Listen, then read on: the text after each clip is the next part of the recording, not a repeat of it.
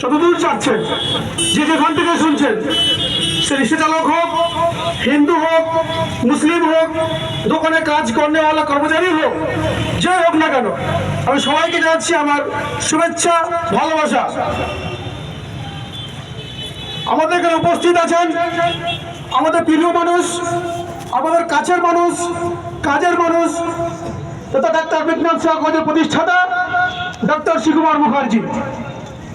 এবং উপস্থিত আছেন এআইএসএফ এর রাজ্য সম্পাদক কমরেড বিক্রম বাহাদুর মন্ডল, প্রাক্তন রাজ্য সম্পাদক সৈকত গিরি, এবং সর্বোপরি যে একজন ব্যক্তি না বললে চলে না, যে আমাদের গার্জেনের মতো পরিচালনা করে এটা হারে, সে মাইনুল কাকু। এই করে আমাদের কলেজের, আমাদের ডাক্তার বিজ্ঞান সেবা কলেজের প্রাক্তন অধ্যক্ষা ডক্টর স্বপ্না মুখার্জি থেকে আরো অনেক নেতৃত্ব। আমি আজকে যে বক্তব্য রাখবো, আমার বক্তব্য বিষয় শুধু দায়িত্বশীল। যে দায়িত্বশীল কাকে বলে, এই রাজ্য কেন্দ্র থেকে নিয়ে আমি একটু আগের ইতিহাসে চলে যাব। এই দায়িত্বশীল কাকে বলে, দায়িত্বশীল সম্বন্ধে এক তত্ত্ব আলোচনা করবো, তার চেষ্টা করব। শুনুন, দায়িত্বশীল কাকে বলেন। আমি একটু আগে চলে যাই, পিছনে চলে যাই। বাদশাহ শাহজাহান তিনি তার দায়িত্ব বুঝতেন না। হয়তো অনেকে বলবেন যে কি কথা বলছে সব। হ্যাঁ, সত্যি কথাই বলছি আপনাকে। ও তাজমহল তৈরি করেছে। আপনারা বুকে হাতে বলুন, ওই তাজমহল তৈরি করে কার উপকার আসছে আপনি বলেন আমাকে। তাজমহল তৈরি করে কার উপকার এসছে? ও ইচ্ছা করলে যত টাকা খরচা করেছিল তখন ওই টাকা দিয়ে ভারতবর্ষের প্রত্যেকটা জেলাতে এক একটা করে স্কুল, কলেজ, ইউনিভার্সিটি তৈরি করতে পারত।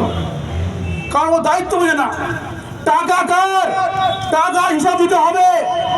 বাদশাহ শাহজাহান, তুই জনগণের টাকা নিয়ে বেটা তুমি তোমার বিস্তৃতি করেছে বেটা। ওই টাকা তুই জাতির গিয়ে নিয়ে এসছো বেটা। ওই জাতির তোমাকে কিছু করতে পারবে, তুমি অযোগ্য বলে আমি তোমার প্রমাণ করছি আজকে। আমি বলতে চাই, বর্তমানে আমাদের যে মুখ্য প্রধানমন্ত্রী নরেন্দ্র মোদী সাহেব, উনি 18,000 কোটি টাকা খরচা করে রাম মন্দির তৈরি করলেন। আমি এর বিরোধিতা করছি না, আমি আপনাদের সঠিক কথা বলছি।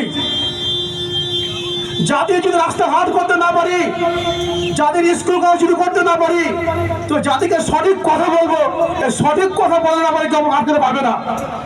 এদেশের বাড়িতে যদি বিজেপি কথা বলতে পারে, এখানে যে টিএমসি কথা বলতে পারে, এখানে যদি কংগ্রেস কথা বলতে পারে, তাহলে আমি এআইএসএফ থেকে কথা বলবো, কারণ দম দিয়ে আমার আটকাবে।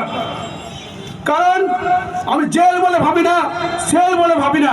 মরলে শহীদ, বাঁচলো গাজী, আমার উভয় সমান। আমি আপনাদের বলতে চাই, উনি যে রাম মন্দির তৈরি করেছে, ওই জাতির কি উপকার আসছে আপনি বলেন? অনেকে বলেন যত টাকা খরচা করেছে ওই টাকা দিয়ে ইচ্ছা করে স্কুল কলেজ তৈরি করতে পারতো, প্রত্যেকটা জেলাতে, প্রত্যেকটা রাজ্য করতে পারতো। বাটা কি করলো? জনগণের টাকা দিয়ে, ওখানে আমার টাকা আছে, ওখানে আমার ট্যাক্সের টাকা আছে, আমার বাপের টাকা আছে, আমার মায়ের টাকা আছে, ইটাহারের টাকা আছে, রাজ্যের টাকা আছে, প্রত্যেকের টাকা দেওয়া আছে ওখানে। আর তুমি সেই টাকা দিয়ে বেটা তুমি মন্দির তৈরি করছো বেটা। মন্দির করতে সরকারি টাকা লাগে না। মন্দির তৈরি করতে গিয়ে যারা হিন্দু, যারা ওই ধর্মে যা করে তারা নিজেরাই করতে পারবে। সেরকম করে কি করলো আমাদের রাজ্যেই করলো কি, দীঘাতে পুরী মন্দির, সেখানে মমতা ব্যানার্জি করলো। কেন? ওর সাথে টেক্কা দিতে যাচ্ছে। টেক্কা দিল কি, যে না ও যখন ওখানে রাম মন্দির করছে, তো আমি এখানে একটা করি। টাকা কার? মমতা ব্যানার্জি আপনাকে বলছি, টাকা কার? টাকার হিসাব তোমাকে দিতে হবে। পাবলিক তোমাকে ছাড়বে না, টাকার হিসাব দিতে হবে। কারণ ওখানে আমাদেরও টাকা আছে। আপনার টাকা নিয়ে মানুষ কিনে ছিনিমিনি খাচ্ছেন। টাকা রোজগার করতে মানুষের কত কষ্ট। আমাদের ট্যাক্সের টাকা দিয়ে তুমি চলো, আর তুমি ওই টাকা দিয়ে তুমি আজকে মন্দির তৈরি করছো, আর জাতিভেদ শুরু করে দিয়েছো। তোমাকে হিসাব দিতে হবে। পাবলিক তোমাকে ছাড়বে না, কারণ অলরেডি তোমাকে ধরতে শুরু করে দিয়েছে বেটা। আমি আপনাদের আমাদের ইটাহারের কথা বলি একটা। ইটাহারে যে দায়িত্বশীল আমাদের যে ডাক্তার বিজ্ঞান সেবা কলেজের কথা বলি, এখানে যে কলেজ তৈরি করা হয়েছিল আপনারা অনেকেই জানেন। ডক্টর শিবকুমার মুখার্জি তিনি এই কলেজ তৈরি করেছেন, এটা আপনাদের অনেকে জানা আছে। আপনাদের আমি বলতে চাই, বুক ঠেকে একটা কথা বলতে চাই আপনাদের। ইটাহারের 2000 সালের পর থেকে যত এখানে গ্রাজুয়েট হয়েছে সবাই প্রায় 90% গ্রাজুয়েট কিন্তু আমাদের ইটাহার কলেজ থেকে হয়েছে। আপনারা বলতে পারবেন এর নাম হচ্ছে উন্নয়ন।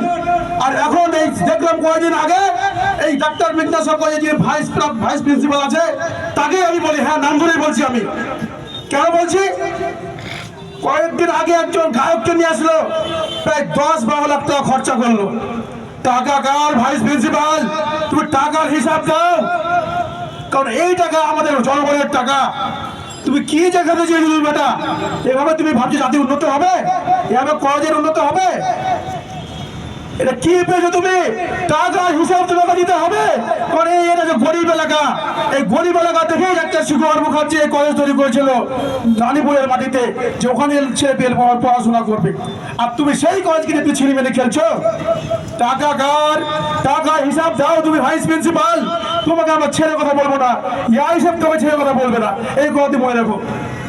ইচ্ছা করলে ওই টাকা দিয়ে যত না খরচা করে আজকে ওই সেদিন ওই ফাংশন করেছে ওখানে, ইচ্ছা করলে ওই টাকা দিয়ে যতগুলো গরিব ছাত্র আছে প্রত্যেককে ফুল ফ্রি করতে পারতো। তা না করে তুমি বেটা কি করলা? তুমি সেই টাকা দিয়ে তুমি টাকা নিয়ে এসে লাখ লাখ টাকা তুমি খরচা করে দিলে বেটা।